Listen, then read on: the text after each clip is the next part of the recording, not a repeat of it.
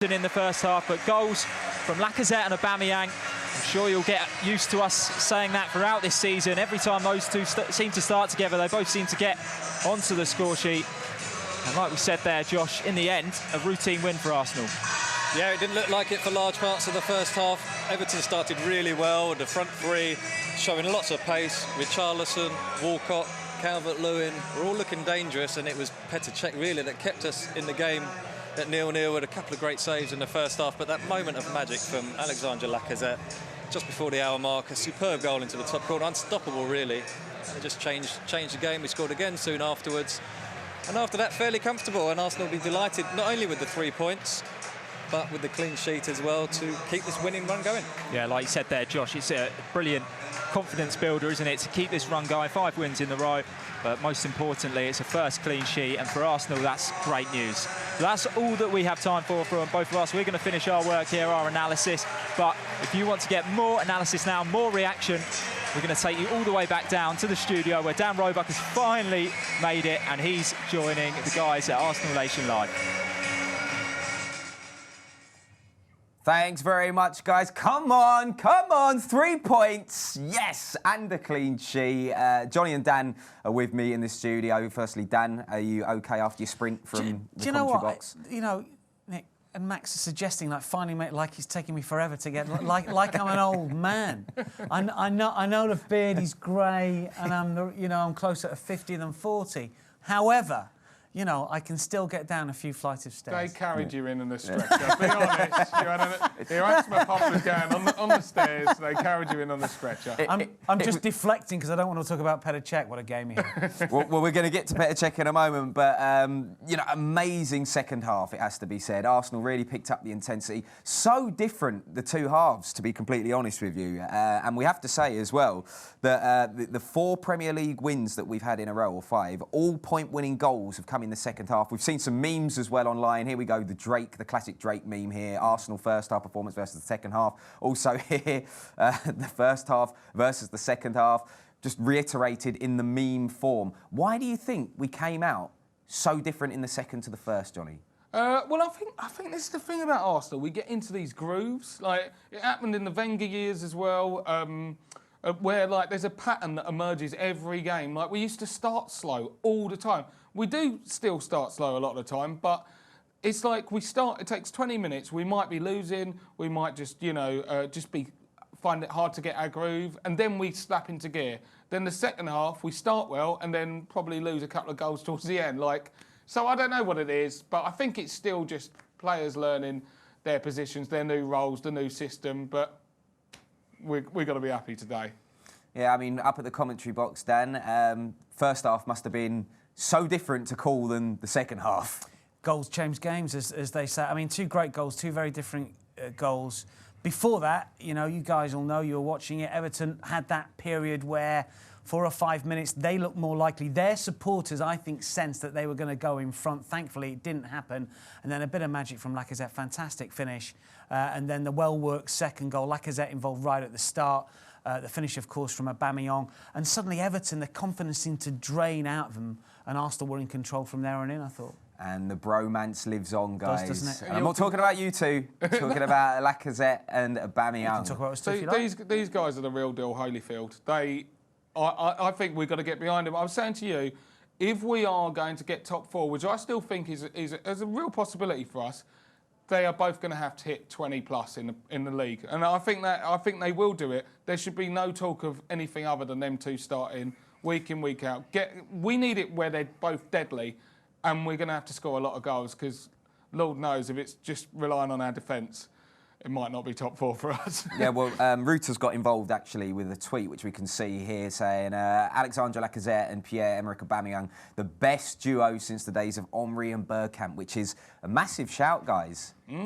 Yeah, I think it's the first time, and I know that they don't play as a partnership in terms of 2 players up front, but I think it's the first time since those days that we can actually say these 2 guys, do you know what, they're good friends off the pitch. I know that Aubameyang is sort of left-hand side, but he gets forward into those goal-scoring positions. It is a sort of a partnership. First time we've had it for ages. And you can feel that energy between them. They genuinely like each other.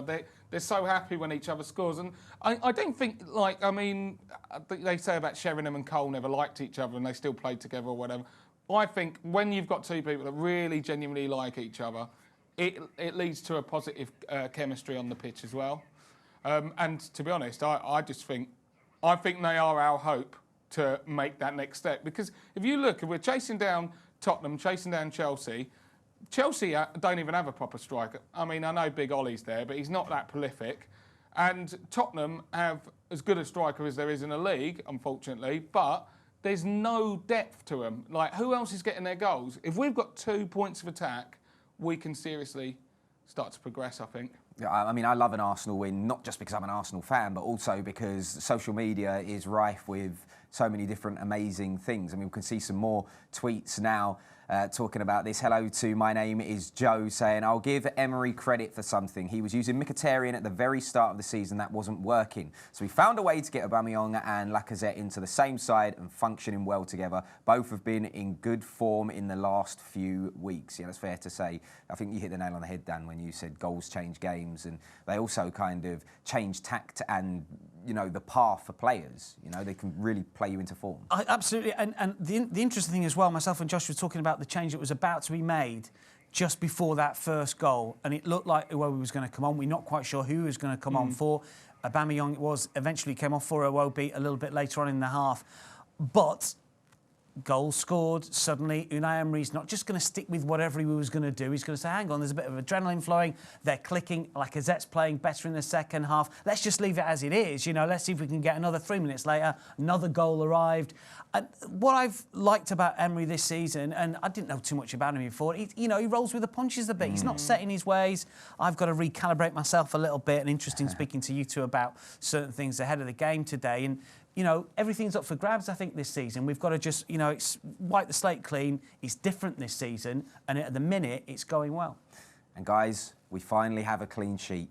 I mean, at last, with about half an hour to go, actually, Arsenal Twitter, which is an amazing place anyway, a clean sheet countdown actually started. We've got loads of different memes of these. We've got one here from James who says, all we want now is a clean sheet for the first time in a while. And then the meme of it's been 84 years. We've got another one here saying 25 minutes away from a clean sheet, and then just a guy praying his hands down. And two people praying in this one from Daddy Mo, who says, praying for a clean sheet for Petr Cech and Arsenal. We've done it, guys. Look, before the game, I specifically said I'd be willing to give up the boxer shorts my mum always buys me for Christmas if Santa brings us a clean sheet. And you've got conclusive proof there, guys. Santa is a gooner. He wears the colours. He wears the colours every year, OK? And he's delivered, finally. We have our clean sheet, and now we can put that to bed and move forward. I was never ever going to doubt Petr Cech, obviously. So, you know, I'm happy as well. But also, your pants now for Christmas, you're not going to get any. Straight up commando from now on. So make sure you keep the camera nice and high from now on when I'm on there. But seriously, are we going to kick on from here and hopefully, you know, see the defence get a little bit tighter and, you know, maybe see a few more clean sheets? I'd like to think so. Look, Petr Cech, we're talking about his performance because he played really well. He made some very good saves in the first half. One from Richarlison, I think, in particular. In the second, he made some good saves. He was claiming everything. I'd like to see a clean sheet where he doesn't have to make too many saves, where the defence are doing their job, where the defensive midfielders likewise, and as a unit, we're defending as a team. So Petr Cech can have one of those days that he used to have at Chelsea all those years ago, dare I say. But I think it was clean sheet. Was it 202 today from his Premier League career? Made some great saves. I just want the next one. Hopefully Brentford, should be Brentford, and then Watford obviously next weekend. And let's just hope that there are more regulation clean sheet. Yeah.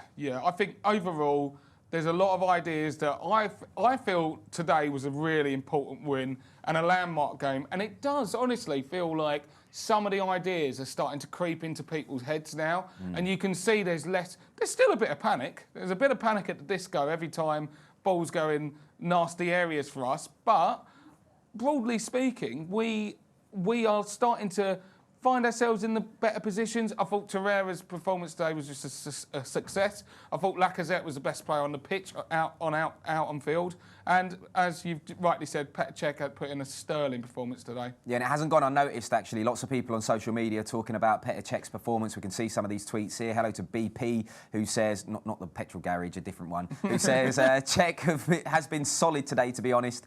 If it wasn't for him, we would not be winning this game. We've also got another one here from William, who says, it seems the Leno question has a rather simple answer. Petr Cech has been a revelation in shot stopping this season. Yes, there's been a few edgy moments in distribution, but he saved us many points, no doubt. And today was another one of those days because we did look under the cosh, but Cech steadied the ship. Yeah, I've got to take my hat off to him today. He was excellent, as I mentioned before. And I thought at the start of the game, I thought maybe Leno should be given a bit of a go. I still think potentially, he is the future because Petr Cech's not going to go on forever. But kudos to Petr Cech today, was excellent. Yeah, and I think this is what's happened at Arsenal. Like, I think players like Cech, they've been given a new lease of life under Emery. And the thing is sometimes when you're someone who's worked in a field for a long time, you need new challenges. And whilst I think him playing out hasn't gone amazingly well, it's kept him alert. He has to be a lot more switched on. I think in seasons gone by, Cech, I was like, look, we need to start getting the next breed of keeper through. But I think Cech started the season really well with a desire to prove something. So, yeah. Onwards and upwards. Speaking of a new breed, actually, a player who came on due to an injury to Socrates was Rob Holding, and here are his thoughts after the game. Yeah, we knew it would be. Everton have had a good start to the season and they've got pace on the counter-attack and strength, so we had to be careful when we were attacking, so they caused us a threat. But we managed to deal with it and got our first clean sheet of the season, which was big. Yeah, on that clean sheet, I know all our fans were waiting for it to arrive. Was there that same sense within the squad that you really wanted to keep a clean sheet? It meant something? Yeah, we wanted to keep, because obviously we've conceded each game, so we wanted a big clean sheet. It was a big boost for us, and that was the target for the last couple of games, to keep that clean sheet. So it's good to get that off our back now, and we can push on for the rest of the season. Yeah, it was a difficult first half, I think it's fair to say. They might have even had the upper hand, you could argue. What was said at half-time? Was there a change, a shift in mentality, a shift in tactics? No, we know what we're capable of, and we had to keep doing what we were pushing for, and we were getting behind them a few times down the left-hand side, so I think that was a good threat for us. And just had to keep pushing, and we managed to get the 2 early goals in the first half, at the start of the second half, and then it was just about keeping that clean sheet after that. Personally, for you, there's some serious game time this week. How are you feeling physically, mentally, in terms of your match sharpness? Yeah, that was something that you only get with matches, so it's something I had to work on in training. And before the international break, the boss pulled me in and said, keep doing what you're doing, like, those games will come thick and fast now. So I just had to be ready mentally and physically, and I've been fine both games, so I look forward to it. At the other end of the pitch, Oba and Lacazette are absolutely firing now, man. That looks like quite a strike force. Can you describe what they're doing right now and just how effective they've been? Yeah, we both know the top quality players, and I think it's something like the team chemistry we've got at the moment is top class. Like, everyone's around the training ground in the changing rooms. Everyone's just got a good buzz. So I think if they just keep, and they enjoy it, and they enjoy playing together, and they're scoring goals, which keeps me happy. 5 wins in a row. Can you feel momentum building? Can this group feel that something good and positive is happening? Yeah, we wanted a winning mentality. That was a big thing that the boss come in and brought in, and that's something that we've got to stick to. And you get that with wins that build the confidence up, and we go into each game thinking we'll win this game, and that's just it's massive here. It gives us all a boost. Thank you very much. Cheers, thank you. Cheers, brother. I'll get my words out then. Yeah, that's all right. I'll clean it up. Oh.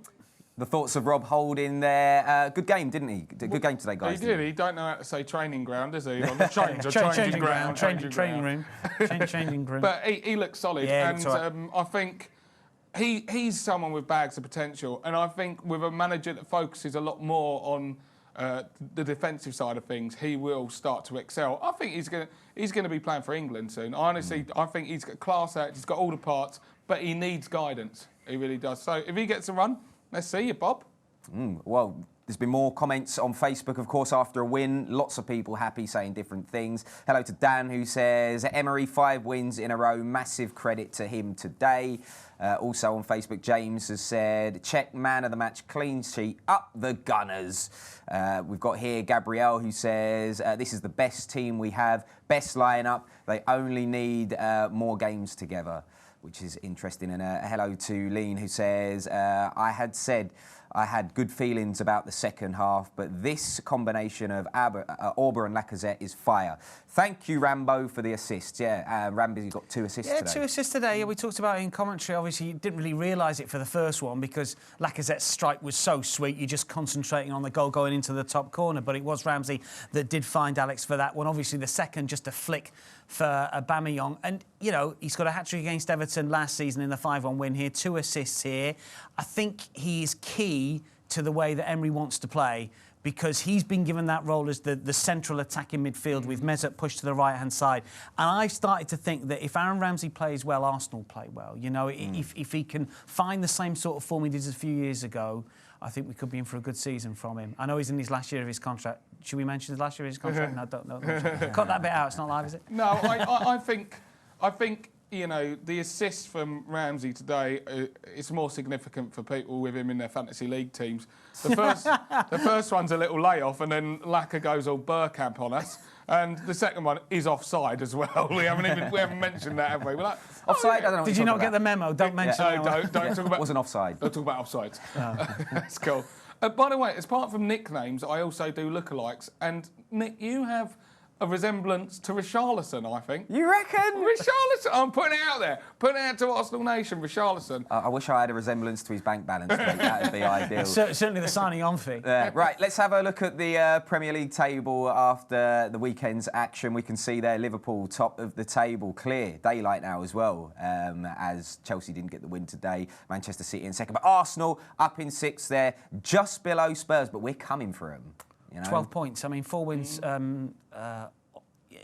Look, really tough start to the campaign, as we know, but the last month or so of football for Arsenal is getting better every single game, isn't it? And I think we're probably in the right position. Yeah. You know, I don't think we don't deserve to be top. We don't deserve to be mid-table or bottom. I think the play, what we've seen, we deserve to be where we are. Who is it? Is it Watford above us or one of those? Spurs. No, but I mean, those guys, Spurs and that are going to be in the hunt. But there's at least, I think it's Watford who are above us. They're going to fall away. They won't be there. Yeah. And then it's going to be a shootout of us and Chelsea and Tottenham.